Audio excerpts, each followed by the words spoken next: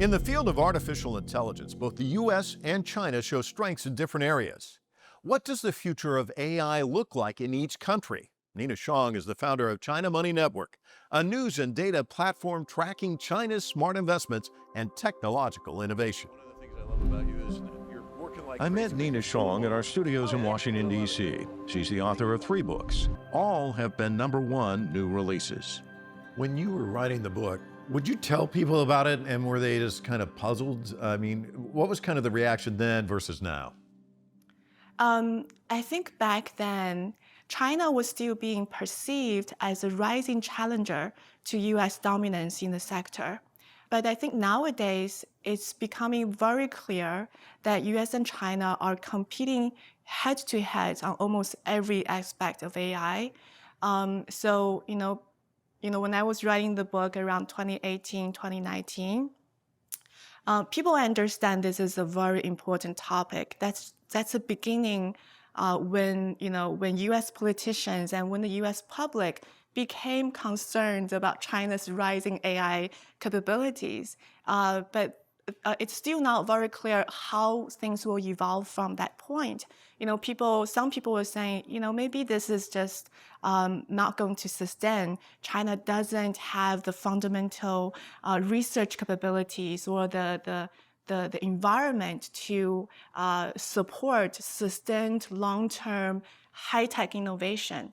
But I think now it's clear that China definitely has that capability to support sustained technological breakthroughs and development, from DeepSeek and even, AI agents like Manus AI.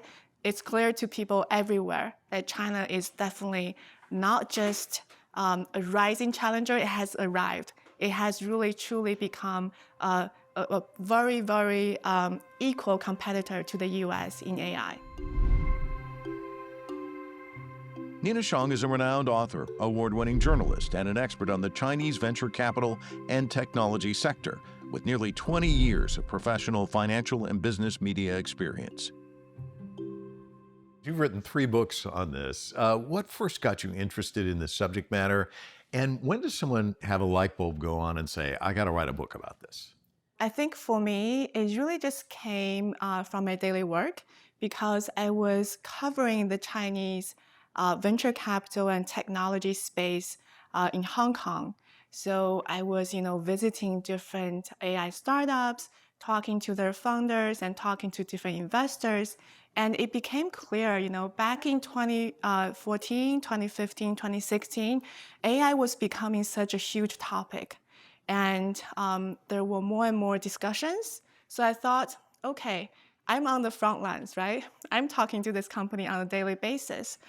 There needs to be a book. So that's why I decided writing the book, Red AI. And back then, could you see today, where we're headed? I think, back in 2018, 2019, it was pretty clear that AI is going to have an incredibly significant impact on everything, from how things are made, from how people live their digital lives, from how students learn. So it was clear back then, but still, I think sitting here today in 2025, there are still many things that's unexpected. For example, the ChatGPT moment that came and how everything evolved afterwards.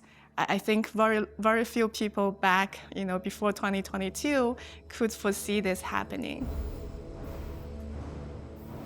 The World Economic Forum 2025 report reveals that employers expect to reduce their workforce by 40% where AI can automate tasks.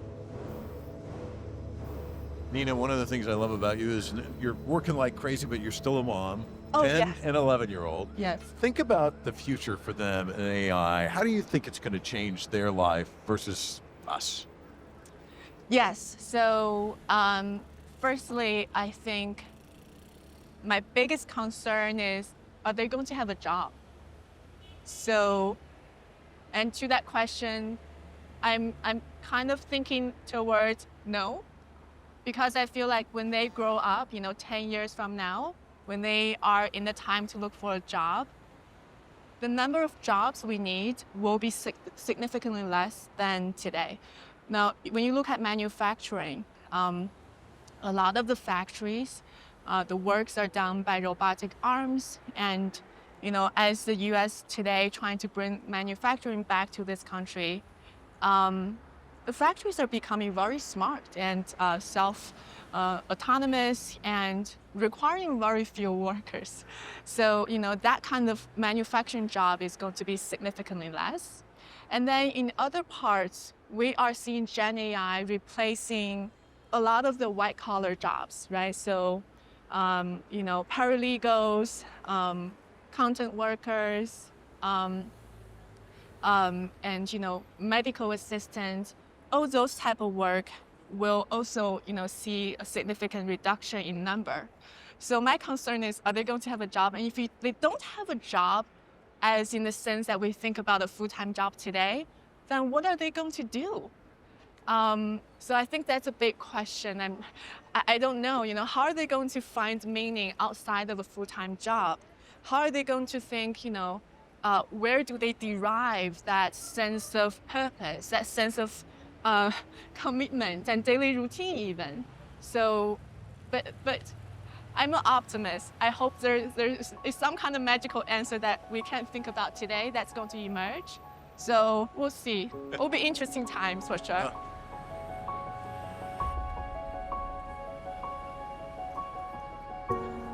A recent report found that 72% of the Chinese population trust AI versus just 32% in the United States.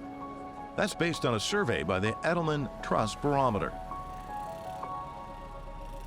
China has the capacity to innovate and to be out in front when it comes to technology. But one of the things I'd like you to talk about is not just its capacity to do that, the Chinese public, its capacity to embrace AI. I think it's much more from a consumer standpoint. It kind of landed there, they embraced it. Here in the United States, I kind of see still resistance. Can you talk about that dynamic? Yeah, definitely. The Chinese consumers' ability to adapt to AI is unparalleled comparing to other places in the world. I think it's partly driven because a lot of AI services or features are embedded in government infrastructure. In China, if you want to use some government service, you have to learn how to use facial recognition technology because it's embedded into some essential public services. And also, there is another factor, which is Chinese AI consumers or just a Chinese internet user, they perhaps have this pragmatic approach of favoring convenience over privacy potentially. So that means they're comfortable using facial recognition to make payments. China has the highest adoption rate of facial recognition technology in the world. Very, very high ratio, I think around 90%. So that level of consumer comfort with using new AI features really give China this kind of unparalleled basis to experiment different AI new products and different new AI features. So that's another advantage for China. So you straddle both worlds. I Yeah. mean, what are things you see over there that you see here and you're like, oh man, they're just so behind? I mean, what are some of the differences? Yeah, so, okay, let's talk about maybe from the business perspective. I think in China, AI is more used by internet platforms, big internet platforms, super apps like WeChat, Alipay. So it's embedded by the platform to drive efficiency and also drive revenue. So a lot of the I guess monetization of AI in China is done by improving revenue generation by big internet platforms, and maybe comparing to the U.S., where you are seeing hundreds of millions of people paying for chatbots like ChatGPT. So there is a more stronger basis for both consumers and enterprises in the U.S. to pay for AI services in either freemium model or just paid subscriptions. China and the U.S. are engaged in becoming the leaders in AI technology. While the U.S. leads in certain areas, China is quickly closing the gap and poses a strong challenge. We're all spectators watching this race. How would you describe the race now? Is one further ahead than the other, or is it neck and neck? How would you describe it? Yeah, I think after 2022, after ChatGPT's release, there was some time when people feel like, the U.S. is clearly leading because it seems like most of the advanced models are coming from U.S. companies. When DeepSeek was, released, or when they made the big viral release in January this year, I think that changed the picture and changed the perception greatly. The perception of China potentially lagging the U.S. has been reversed somewhat overnight, because people see really this company coming from a quant fund was able to do so much more with such limited and constrained resources. So now I think we're sort of on a tie stage in the competition. Both countries got their own strengths, and both countries, got potentially weaknesses comparing to the other AI ecosystem. But I want to say that, comparing to back to 2019, another trend is the decoupling trend. Back in 2019, we still see, bilateral academic collaboration was active. IBM, Microsoft still had research labs in China, and American investors were still backing Chinese AI startups. And Chinese AI companies can still buy NVIDIA's advanced chips. And today, none of those are true. So talk about that, because I travel a lot to Europe, and you see the signs for Huawei phones. You don't see that so much here in the United States, Yeah. but it's Apple, it's Huawei. They're different operating systems. I mean, talk to us about, in terms of landscape, who wins, who loses? What do you see shaking out there? So, if you think about the bigger trend, a long-term trend of decoupling, and if you talk about two parallel, separate, independent AI ecosystems championed by the U.S. and China, then this raises the challenge for any other country around the world. Which side are you going to be on? So if you make a decision and if you side with one ecosystem, that's going to have implications to your nation in terms of technology access, in terms of economic implications. So I think that's really interesting to watch in the coming years, how the rest of the world, how they're going to choose, and how the final landscape will be.